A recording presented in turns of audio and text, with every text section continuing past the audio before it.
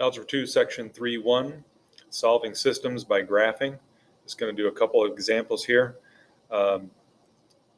These two equations that you have here are both in standard form.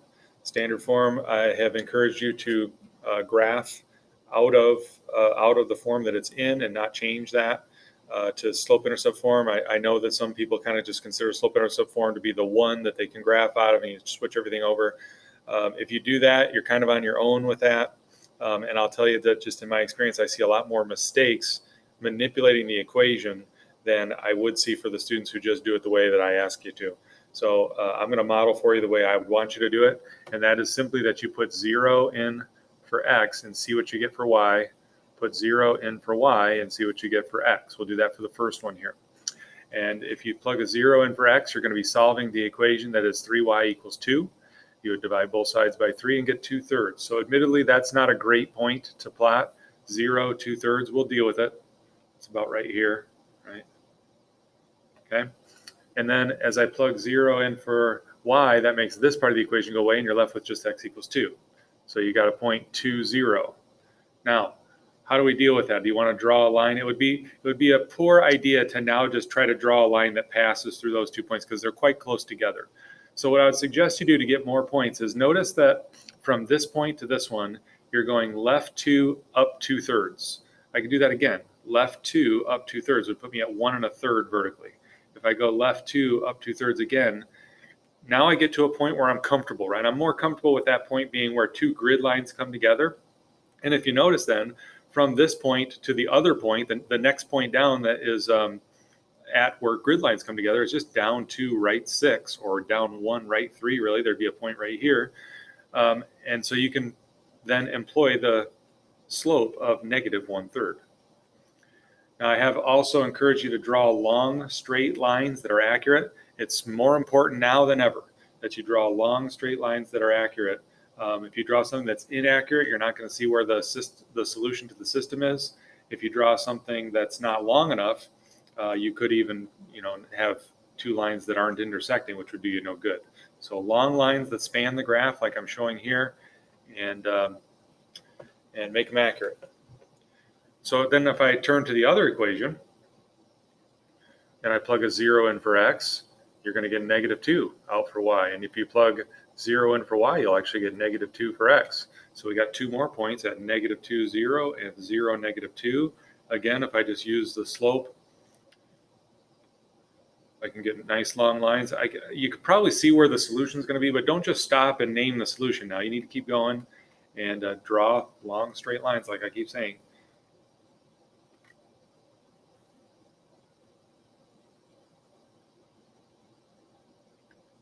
Like so. Okay? And then, yes, you are going to identify this point, the point where they intersected, as the solution to the system. It's negative 4, 2. The solution to this system is negative 4, 2. Think about it this way. Each one of these lines has a unique set of ordered pairs, an infinite set of ordered pairs that are solutions to their respective equation. This line has a set of ordered pairs that are infinite. This line has a different set of ordered pairs. There is one ordered pair that is the same in both sets, and that is negative 4, 2. That's the solution to the system. Okay. Now, if this were in slope-intercept form or point-slope form, we have the ability to graph out of those forms too. There really ought not be any manipulation necessary for you to graph these. And if it's not in any of the forms, well, you could even just make a t-chart. That's always available to you as well. Okay. So then a different example. I'm going to take you over to the explanation of this.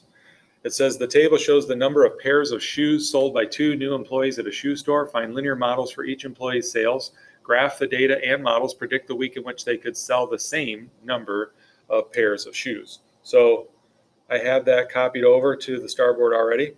For time purposes, I've gone ahead and already plotted the points. Here's a key point to make, though. I plotted Ed in blue and Joe in red. Both of them are based on the weeks, right? So the weeks are along the bottom of the graph, along the horizontal axis, and then sales are vertical, shoe sales, that is. And respectively, we're looking at weeks and Ed. Week 2, Ed 55. Week 3, Ed 63. And then same thing for Joe. In week 1, she sold 40. Week 2, 47. Week 3, 56. So it's two different sets of data. You're not graphing 50-40 or 55-47. No, they both go with the weeks. Weeks is the independent variable, and then Ed's blue data is dependent on weeks, and Joe's red data is dependent on weeks. Okay, so you look at this. I've plotted the points, and you would probably be able to suggest that Ed started out the better salesperson and that Joe is closing the gap. Okay, so as we get then a couple of models. Now, key point, model. In chapter 2, I kind of gave you the key word as being line of best fit. If you see the word line of best fit, you're using regression on your calculator. Going forward, the keyword is really going to be model. To find a model, in chapter 5, we'll find quadratic models. In chapter 6, we'll find cubic and quartic models. In chapter 8, we're going to do exponential models. Right now, we're still on linear regression, and we're that problem even said find models for them. Okay, so that again should kind of set the light bulb off in your head that you're going to use regression. Okay, so again, I've already plotted the points. I did also go ahead and put Ed's data in the calculator right here. So week 1, 2, 3, 4. Here's Ed's sale data. If I now go stat, calc, 4, enter, enter, enter, enter. This is your model for Ed. And notice the R-squared value is very high. It's not perfect. If this were 1, that would mean that it's a perfect model. This is just close. It's very high. It's very close to 1.98 is a strong correlation. We knew that because looking at the graph, it looks like that. It looks like a line, almost exactly a line. Okay. Now, what was that? Well, that's y equals 5.9x plus 44. I took that right off the calculator. This is a line that models Ed's sales. Okay. Now, quickly, let me just go ahead and put Joe's in there as well. 40, 47, 56, 62. Just write those right over the top of Ed's, and then I'll run linreg again.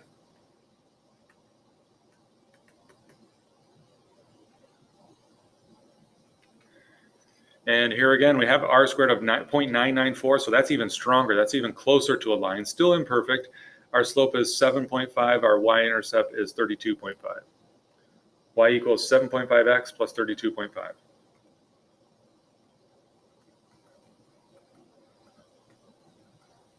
Now, they did ask us to graph them, so I'll go ahead and do that. And just so I don't confuse the 2 points, I'm going to use a different color here. Ed's y-intercept is 44. And then just to get another good point that's kind of to the opposite, I'm going to plug in, I'm just going to use my handheld calculator here, and I'm going to plug in 5. Okay, so 5.9 times 5 plus 44 is 73.5. So that's going to be right about here. Okay, and if I draw a line then, and I'll keep it blue because this is Ed's data, we're talking about a line that does this. So again, you can see how it's not perfect. The points are a little bit off, but very linear in nature, just imperfect. Okay, and then, well, 32.5 would actually be where I broke the graph here, and I talked a little bit about this before. If you need more information on that, talk to me about it, or talk to me about that. But basically, we're skipping over the first 40, wasted space of the vertical scale.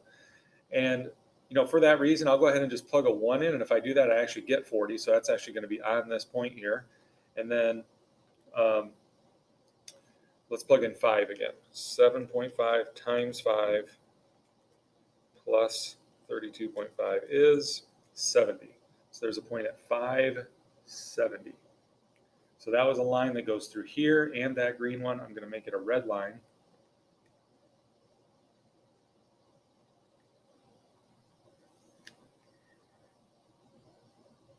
Something right about like that. Okay? So, can you answer the question now? Question being, where will their sales be about equal? And it looks to me like their sales will be about equal right around this point right here. Okay, so 7 weeks, after about 7 weeks, The last thing I want to show you then is you can certainly get this on your calculator.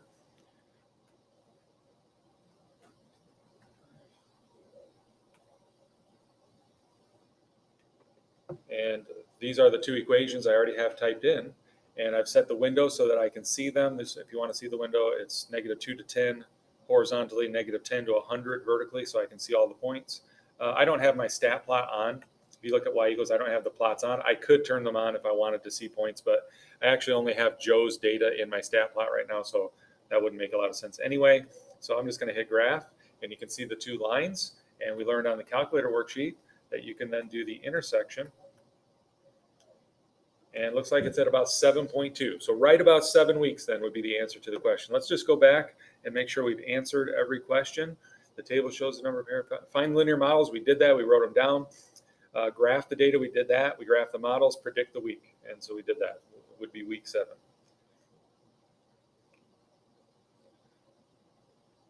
There is a way to get both sets of data to show up on the plots. I covered that in class. I'm going to keep this video short there and not go into that. Thanks for watching.